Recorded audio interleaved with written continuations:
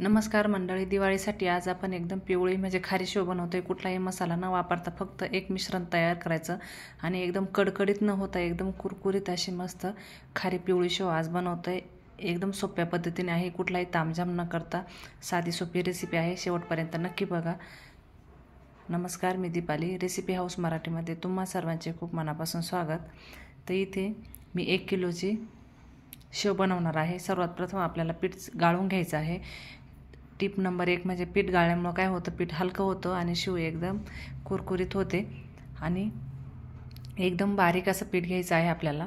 तुम्ही घरी जर दळलं तर एकदम मैद्यासारखं पीठ दळायचं आहे, नाही तर मग तुम्ही विकतचं घेतलं तरी चालेल। जेवढं शेवसाठी पीठ बारीक राहील ना तेवढं शेव छान येते। आता एक आपल्याला मिश्रण करायचं आहे। इथे छोटी वाटी तेल घेतलंय, 50 ग्रॅम तेल आहे। वजनी जर घेतलं तर तुम्ही 50 ग्रॅम तेल घ्यायचे आणि अर्धा लिटर पाणी घातलंय मी, 2 ग्लास आहे। त्यामध्ये आता एक महत्त्वाचा पदार्थ म्हणजे हा पापडकारा आहे। हा 10 ग्रॅम घ्यायचा आहे 1 किलोसाठी। तुम्ही जेवढी कमी जास्त करशाल त्यानुसार करायची। पोहे खाण्याचे 3 चम्मच मीठ घेतले, मीठ तुमच्या आवडीनुसार कमी जास्त करू शकता। सर्व मिश्रण मिक्सरला घालून 1 मिनिट फिरून घ्यायचं आहे। मस्त असं मिश्रण तयार होतं। त्यामध्ये हळद घालायची, हळद जास्त घालायची नाही, जास्त जर घातली तर शेव लूज पडते, म्हणून थोडीशीच घालायची, अर्धा चमचा। आता हे एक मिश्रण तयार झाले, बाकी आपल्याला यामध्ये काही घालायचं नाही।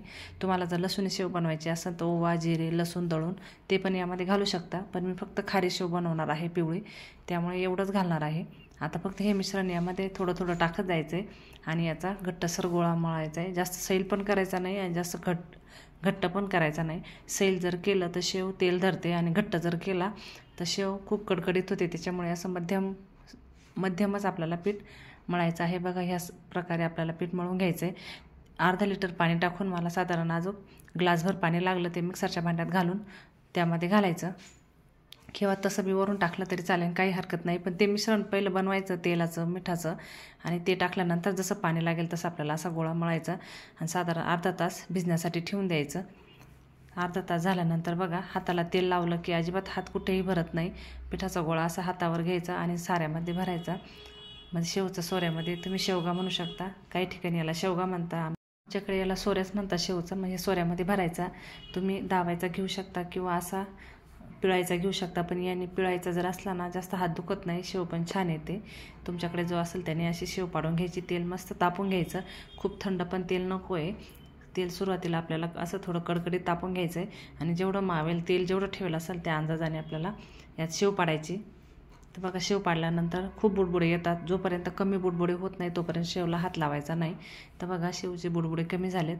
आता आपल्याला उलटी करून द्यायची आहे, मग दोन्ही साईडने छान तळली जाईल। तर बघा, याचे पूर्ण बुडबुडे आपल्याला कमी होऊ द्यायचे आहे आणि गॅस मध्यम ठेवायचा, खूप मोठा करायचा नाही आहे। फुल गॅस जर राहिला तर शेव लगेच लाल होईल, त्याच्यामुळे काळजी घ्यायची। आपल्याला पिवळी शेव राहिली पाहिजे आणि तळली गेली पण पाहिजे। तर बघू शकता, मस्त अशी शेव आपली तळून तयार झाली, एकदम अशी कुरकुरीत शेव तयार झाली। आपण शेव बाहेर काढून बाजूला ठेवतपर्यंत खालचं टेम्परेचर पुन्हा तेलाचं तापतं, त्यामुळे असं थांबायची वगैरे गरज येत नाही। लगेच राहिलेला सोऱ्यामधलं शेव आपल्याला तेलात पाडून घ्यायची। बघा, बुडबुडे कमी झाले का मग उलटी करायची आहे। लगेच घाई करायची नाही उलटी करण्यासाठी, आणि जास्त उलटी पालटी शेव करायची नाही, एकदाच पलटी करायची आणि काढून घ्यायची। तर बघा, मस्त अशी पिवळी खारी शेव झालेली आहे, लहान मुलांना सुद्धा खायला एकदम मस्त आहे। तर बघू शकता, एकदम मस्त अशी, अजिबात तेलकट झालेली नाही, अजिबात एवढं सुद्धा तेल धरलेलं नाही। मी तुम्हाला पुढं दाखवते, ह्याप्रमाणे मिश्रण करून तुम्ही जर शेव बनवली ना अजिबात तेलकट होत नाही आणि कडकडीत न होता कुरकुरीत झालेली आहे। मस्त अशी आपली खारी पिवळी शेव तयार झाली। तुम्ही यावर्षी दिवाळीत नक्की करून बघा, तुमची शेव एकदम मस्त होईल आणि खायलासुद्धा एकदम अप्रतिम अशी लागते। तुम्ही ही चिवड्यात घालू शकता किंवा अशी पण जेवणासोबत खाण्यासाठी करू शकता, किंवा लहान मुलं जर असतील ना त्यांनासुद्धा देण्यासाठी अशी पिवळी खारी शेव बनवू शकता। तर बघा, मी तोडून दाखवते, किती पटकन चुरा होतोय, म्हणजे एवढी मस्त अशी कुरकुरीत शेव झाली आहे आपली। कलर बघू शकता किती मस्त आला आणि अजिबात हाताला तेल लागत नाही आहे, म्हणजे तेलकट एवढीशी सुद्धा झालेली नाही आहे। तर तुम्हाला माझी रेसिपी कशी वाटली मला नक्की कळवा। आवडली तर लाईक, शेअर, सबस्क्राईब नक्की करा। पुन्हा भेटूया अशा छानशा रेसिपीसोबत। तोपर्यंत आनंदी राहा, मजेत खात राहा। व्हिडिओ पाहिल्याबद्दल धन्यवाद।